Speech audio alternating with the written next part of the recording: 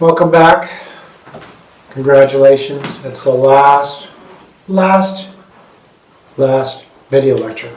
This is 9.0, Pharmacy Information System Usage and Application.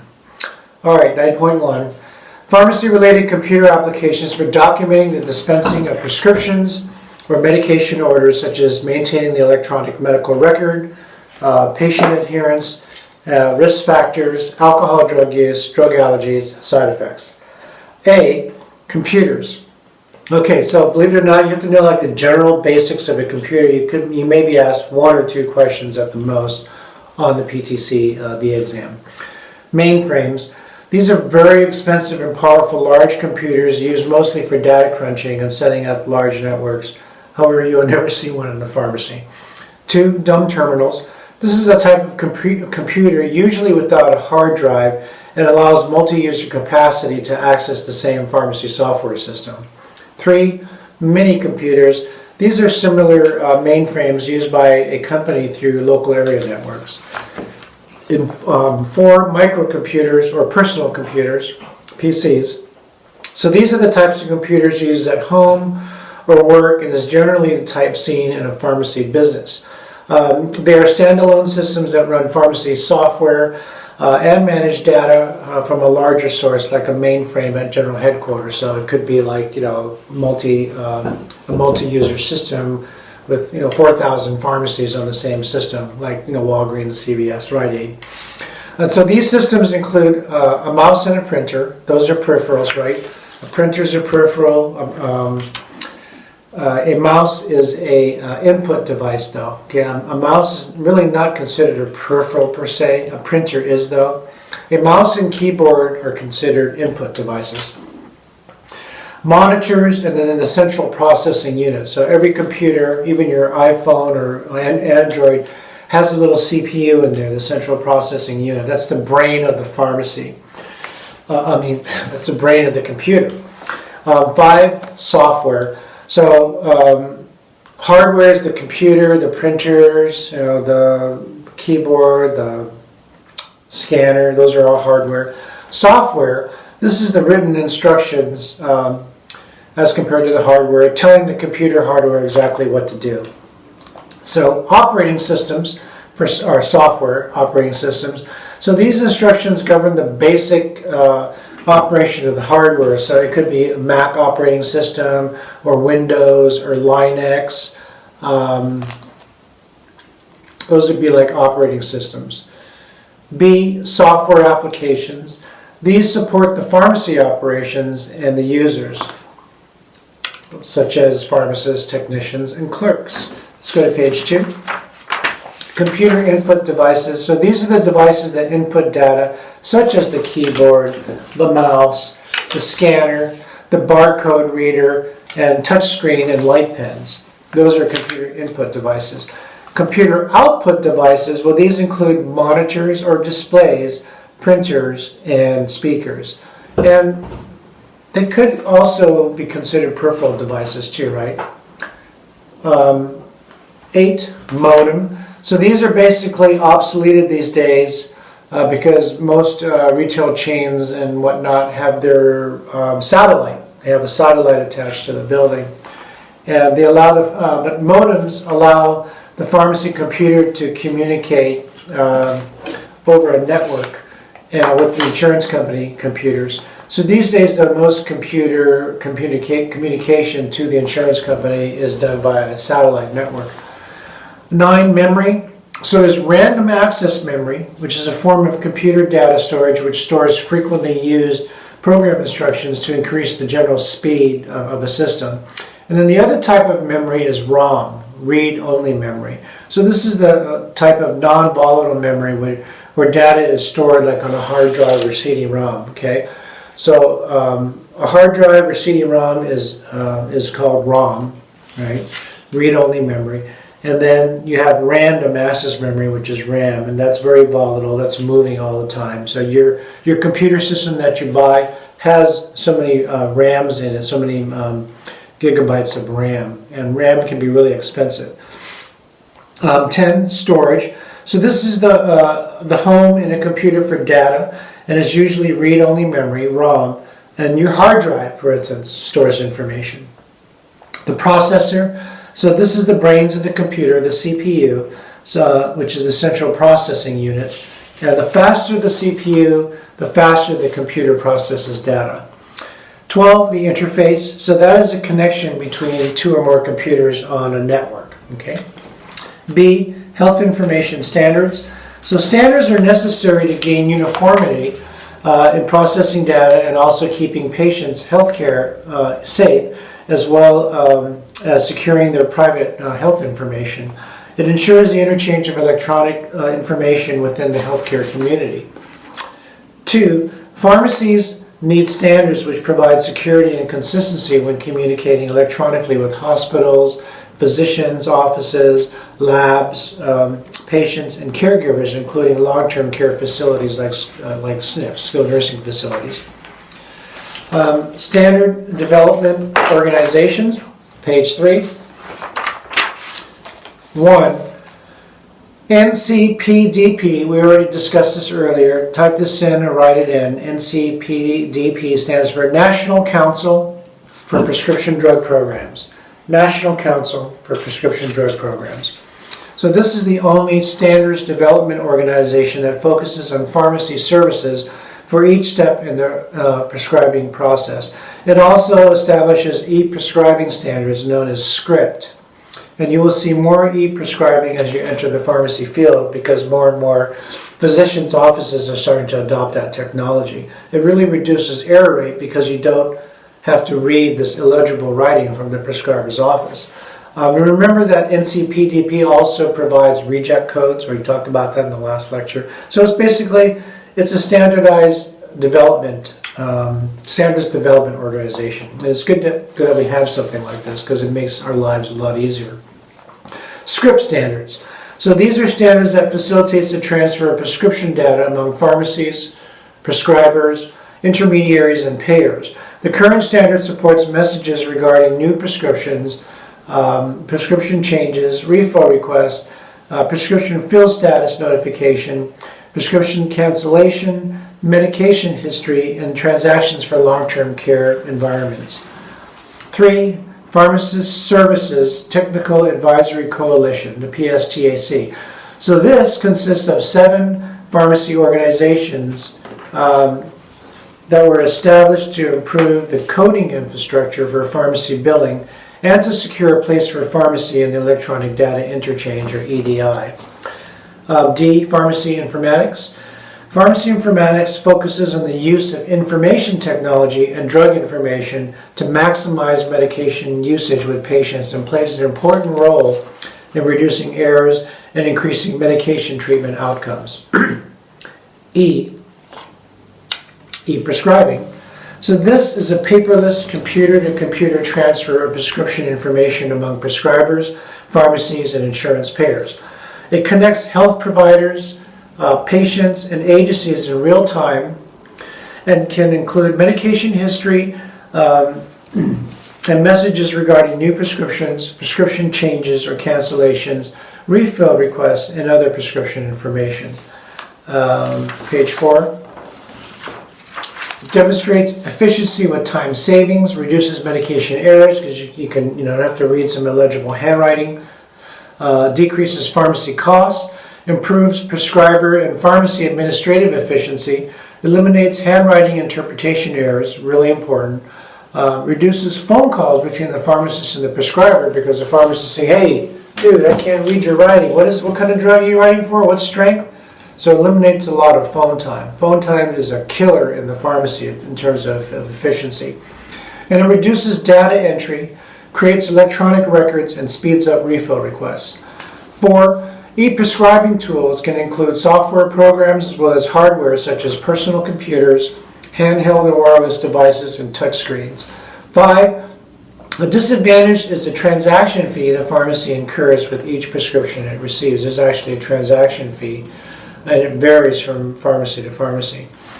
E-prescribing is one of the integral steps to achieving broad use of electronic health records, which is called EHRs. E-prescribing reduces prescription errors in a variety of healthcare settings.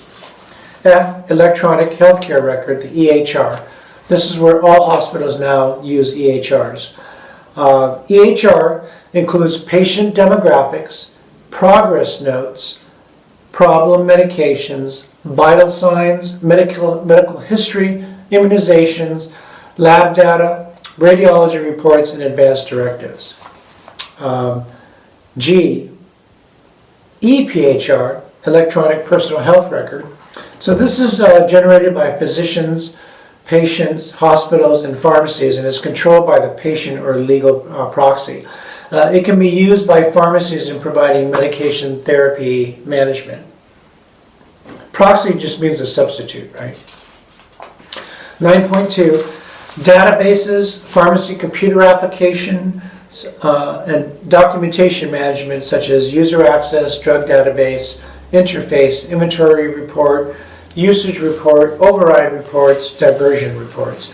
Diversion means like stealing drugs or drugs that are getting diverted somehow out of the normal procurement process, or maybe it's getting stolen off the shelf. Controlled drugs are getting stolen. That's diversion.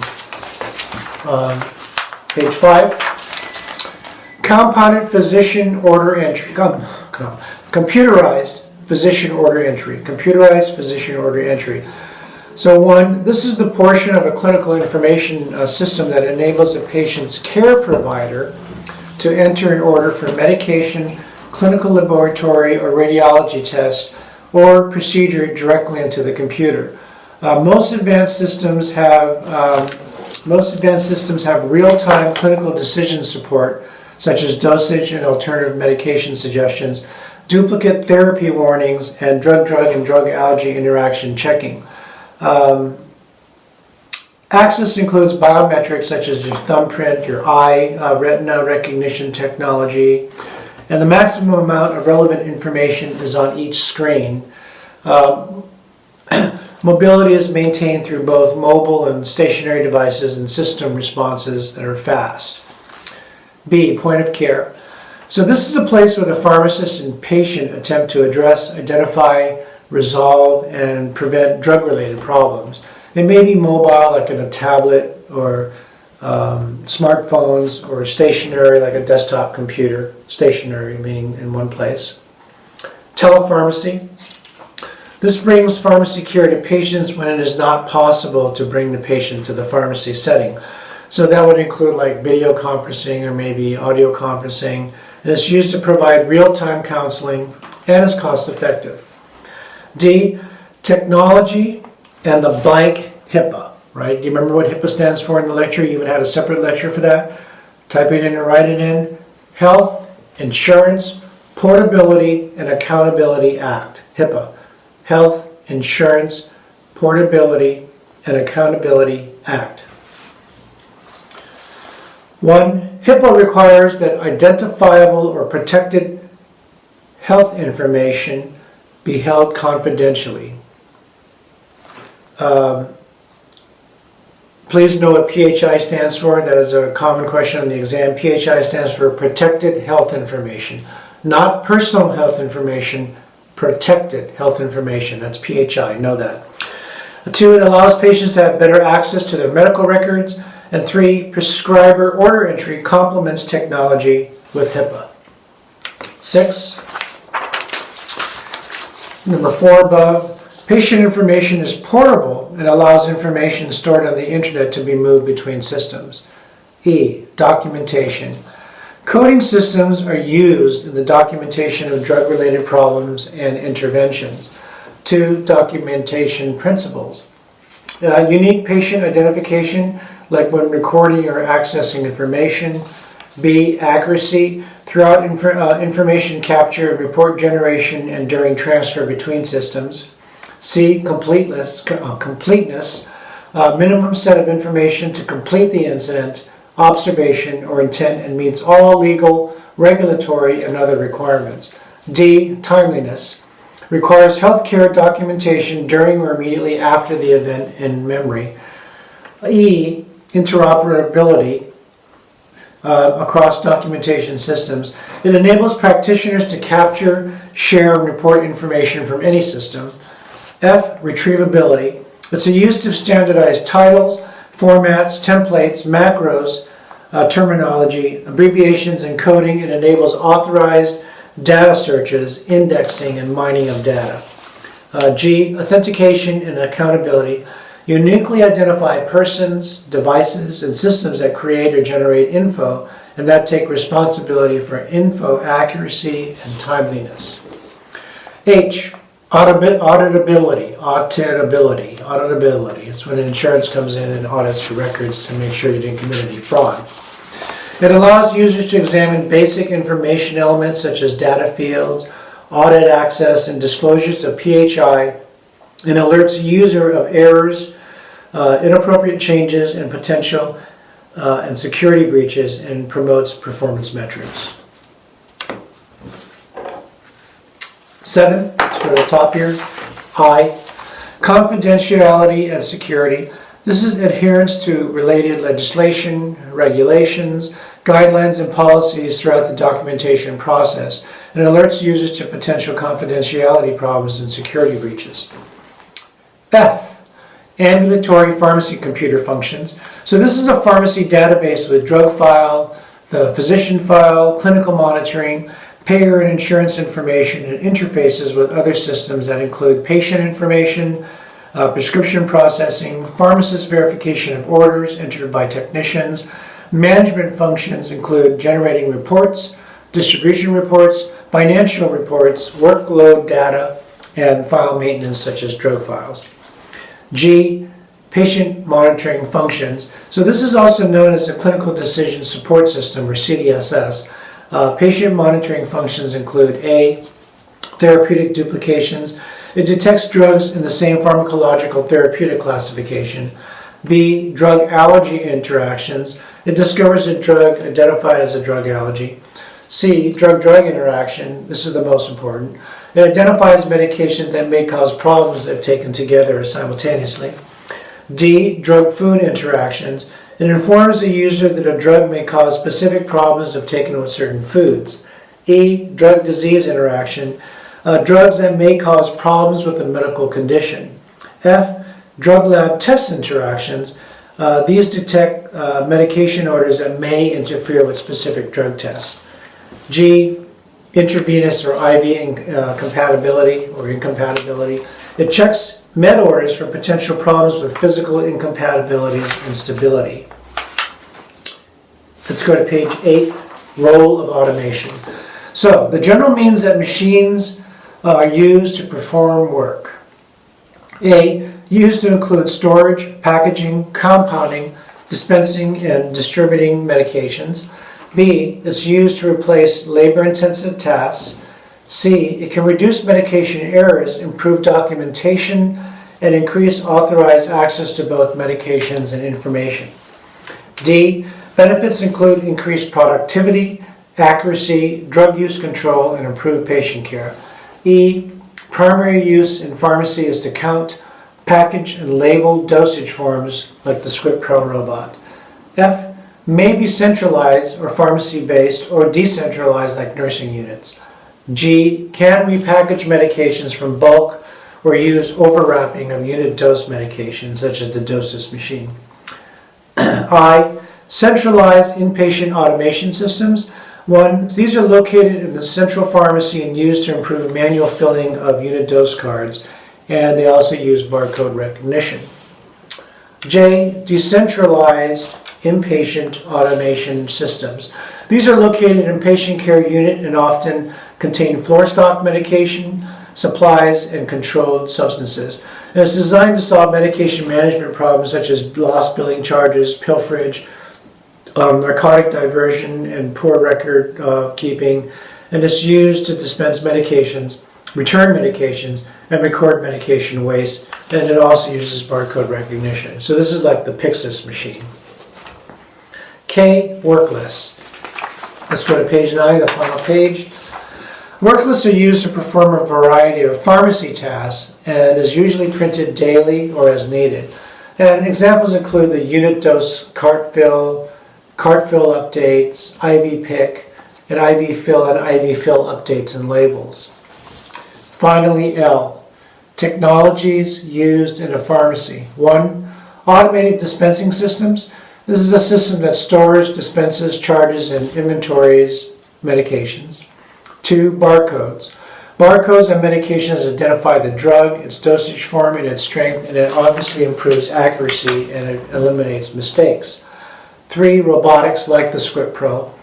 A centralized system that uses barcoding technology, a network of computers, a conveyor system, and robots to pick medications according to a patient's profile or order entry by a technician.